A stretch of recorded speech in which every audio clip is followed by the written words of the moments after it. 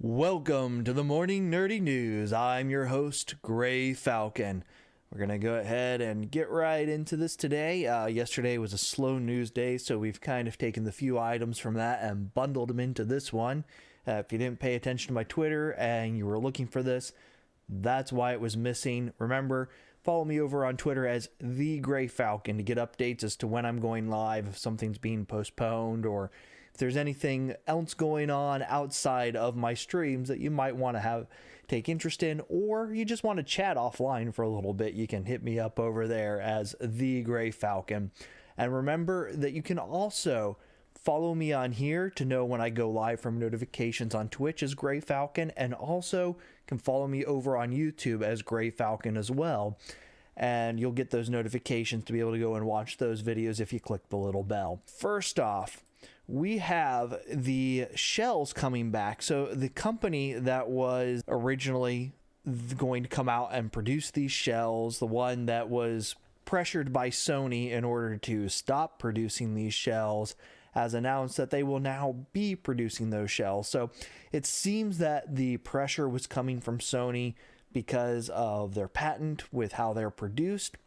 Well, now they say we're coming out. We don't think there's going to be any problems. This should not get stopped. We don't expect to have any pushback from Sony. And it's because their shells are not exact replicas of Sony's.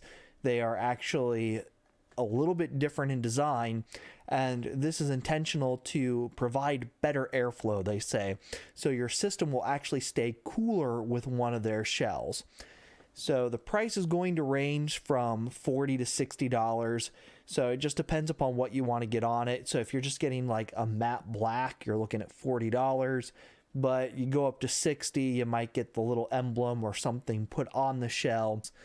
And then over on Xbox, we have a list of coming soon to our Gamepass games. So if you are a PC player, you can look forward to playing Control. Kind of funny because it was about a year ago that we had an announcement from Microsoft saying, hey, we are going to have Control on Game Pass, and they came out and said, oh no, you're not. We have no intention of putting it out there. We just won Game of the Year. We are selling well. We're not about to take a reduction in cost for Game Pass. Well, here we are about a year later. Sales have probably slowed down. They've probably gotten as much money as they're going to out of the Ultimate Edition through the holiday season. It's already over on Xbox, so now you'll be able to also enjoy that on PC. We're also going to see Yakuza 3, 4, and 5 hit cloud console and PC. Outer Wilds, so if you haven't played that one already, that one was a big hit. It's one of those games where you just kind of have to experience it to really fully enjoy what it's all about. But basically, do whatever you want for effectively 30 minutes. And at the end of the 30 minutes, you're dead. So you only have so much time to save the world, but it's repeatable, replayable. It's something that you just have to learn, and there are speed runs of this. So there are some really cool things that have been done in order to master this in the speedrunning community. And then we have a few other games that I'm not going to get into, but medium if you're interested in that. Desperados, Donut Country, and Cyber Shadow. So make sure you check those out when they become available. And then over on the Switch, we have an announcement that Kingdoms of Amalur Switch version will be available both physically and digitally, with the physical edition will contain the full game on the cartridge. So this is one of those things that's been kind of a concern with a lot of these games being ported over to the Switch, where the game is too large for the cartridge in some cases and then requires an additional download, or maybe part of the game can fit on that cartridge, and if you're just playing that one part, you're fine. But if you start to expand into some of the other parts, like online stuff, you're going to then have to do downloads. So this officially coming out fully fitting on the Switch. It's not super surprising because the original game is, PlayStation 3, Xbox 360 title. It's pretty old. However, it has been redone to look better. So I'm sure this is going to be optimized for the Switch and look good over on their system as well. So if you can make it through the Ides of March, you'll be able to pick this up on the 16th. Okay, and then we're going to get into our tech news, and the first thing I wanted to bring up is we have synthetic cornea helped a legally blind man regain his sight. So this is really cool. This is very much kind of verging on the whole cyberpunk idea of everything that exists in the world and the hype that's been happening on that. But we're starting to see more and more technology be implemented into use for humans. So what goes on here is a legally blind 78-year-old man regained his sight after being the inaugural patient to receive a promising new type of corneal implant. So normally these types of things are expensive. They're a last resort. They normally do transplants and a bunch of other things in order to actually reach this type of stage. But apparently this is a lot cheaper than many of these other alternatives. And with this first test going well and it looking like that it's going to be a cheaper option in many cases, we could see a lot more people opting or receiving this here in the fairly near future. This is obviously has to go through a lot more patients, a lot more testing to become viable and available to everyone. But insurance companies love cheaper. And so I would expect that once this has been proven to be a safe technology, so expect anywhere from 3 to 10 years, that we'll start to see this become readily available to people through insurance in order to work on regaining eyesight. So I'm excited about that. All right, now we're going to go over and get into some car news. And first up, we have Mercedes-Benz EQA crossover, its first sub $50,000 EV. Now, they say sub $50,000 because it's listed at a conversion rate of 48,440. So the reality is once this actually gets over to the States, it probably will be listed as closer to 50. I wouldn't be surprised if it has a 49.9 price tag or something like that. Right now we have European pricing for it. So we're really just looking at this and saying we're expecting this to be under 50,000, but we don't really know where it's going to fall once it hits the States. But it does have an average range of under 300 miles, and it allows for 277 pound-feet of torque compared to 201 horsepower and 291 pound-feet of torque for the Kona EV. So this is interesting. Mercedes will eventually offer versions with up to 268 horsepower. So you can expect to have a little bit of variance there, maybe a bit of variance in price, depending upon how much you want to spend in order to go into this. I know a lot of friends have Teslas, and I've even had a few of them wondering, when can I get something other than a Tesla? Because unfortunately, while you can get a very nice premium feeling car, it's not uncommon to have them show up with problems because their quality assurance over there hasn't been the greatest, and then have it at the dealership right away in order to fix issues, or even sent back for a replacement one because things just didn't mesh up right. You can go over to Linus Tech Tips, and he shows off his family's Model Y, and one of the lights has like this V shape on it. And it's not real drastic. It wasn't super noticeable, but someone who is kind of a car person, who's a friend of his, did point it out. And it didn't have a water seal tight right there where that light is going into the trunk. So things could have gotten wet. It could have caused problems long term. And it's one of those things that they did have to go and get taken care of. So having a company like Mercedes, which is known for high-end, high quality, everything must be perfect on their vehicles for what they charge for them, coming out with a car that's under $50,000, full electric, put some real pressure and real competition on Tesla to start making sure that they start getting their things right on their end. And speaking of Tesla, Tesla is hiring people to handle complaints people tweet at Elon Musk.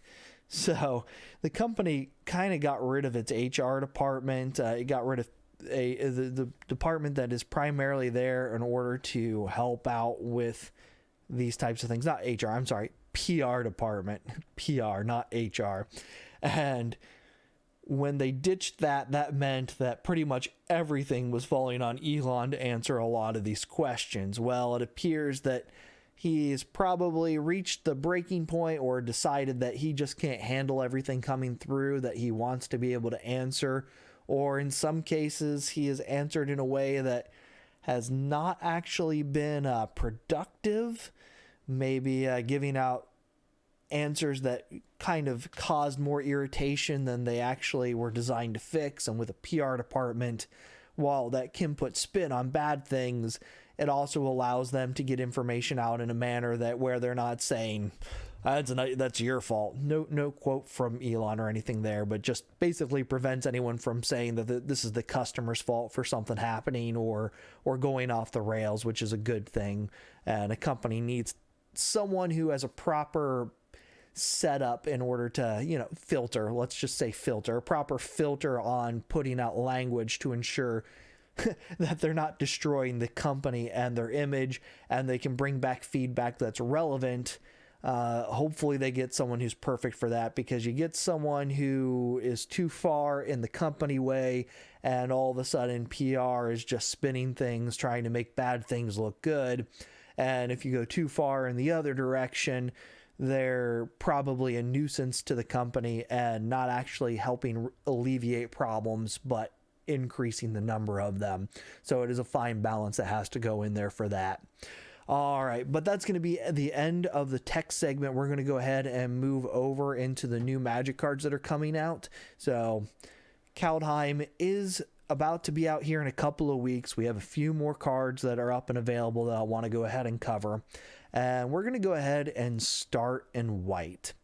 So with this, it's not anything specific today, just a combo here in white that I wanted to cover. First off, we have the new Doomscar, which is destroy all creatures. So another one of these wipe everything. It costs 5 total, 3 and 2 white. And it's got a foretell though, so it really knocks down the price of one of these. So you pay that 2 in advance and it's out of your hand. If you got it towards the beginning of the game, you didn't have something else to play, because white can be kind of slow on the get up.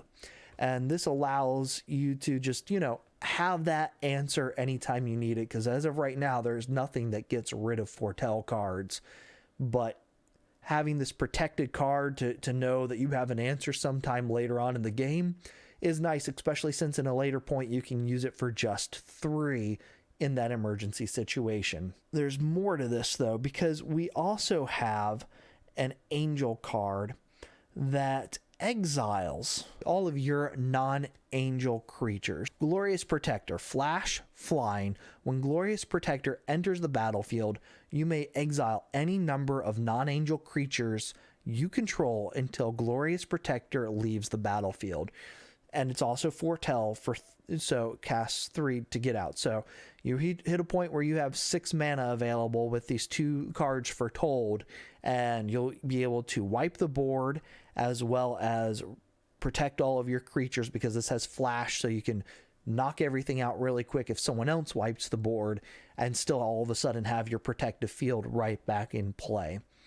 So this is a good setup for this. So if you're looking for something in white that's going to give you kind of that exile and bring back setup, this is a 2-card setup that can do it for you, that you can foretell and just keep in your back pocket until you need it. All right, and then we're going to come down into blue. And the one I wanted to cover here is a new shapeshifter. So what we have is legendary creature shapeshifter, Orvar the All Form. And Orvar is a changeling. Whenever you cast an instant or sorcery spell, if it targets one or more other permanents you control, create a token. That's a copy of one of those permanents. When a spell or ability an opponent controls causes you to discard this card, create a token. That's a copy of target permanent. So very powerful commander, especially if you're playing just blue, and it allows you to just make tokens of your things. Someone's in there playing aggro red, they decide to burn something, well, all of a sudden you have copies of all of those, so you don't have to worry about that creature dying. Keep an eye on this set. Right now it's not super expensive to get in here and get in on this. You can actually buy, well, as of the other day, there have been a few more cards that have been announced, so I don't know what the prices are for those. But over on Card Kingdom, the other day they had 277 cards announced. If you didn't look for any of the special art, you were running about you're running about $480 to get all the cards in this set. So less than buying a brick if you're a collector and just trying to get them all. Now, of course, that also includes all the lands. And so if you don't need all the lands, you don't need all the snow lands that are just kind of generic snow lands. You have some from the past, or you have a way of getting them for free, or perhaps you're buying the commander decks, which I'm sure the commander decks are going to be full of the basic snow lands. So you may not even need to invest in that side at all. You could potentially get this entire set for close to the cost of 4 booster boxes, plus the 2 command decks. We'll see. That might even reduce it further depending upon how many of these cards actually exist in those versus reprints from prior sets. So right now, if you are looking to invest in your collection, not necessarily for getting them and selling them, but investing your collection, it's really not that expensive to go over to like Card Kingdom and just start pre-ordering and buying up these cards to have them shipped to you in near mint condition, available to you a couple of days after they come out. So that's really what I wanted to cover with this. There isn't a whole lot in the other colors that really popped out and said, oh, we need to talk about this today. I'm sure there'll be some things that I cover here a little bit in the near future, but until we get all of them and get more information, like on some of the more of the equipment or some of the more rune cards that are supposed to be coming out. I know we got some leaks on those or some announcements. Unfortunately, they're not here on Magic sites yet, so I want to kind of cover as many of those at one time as possible. So that's going to be it for today. Just a reminder, if you haven't already, make sure you click the follow button. If you're watching this over on YouTube, click the subscribe button and follow me on Twitter as The Gray Falcon. Until next time, have a good one.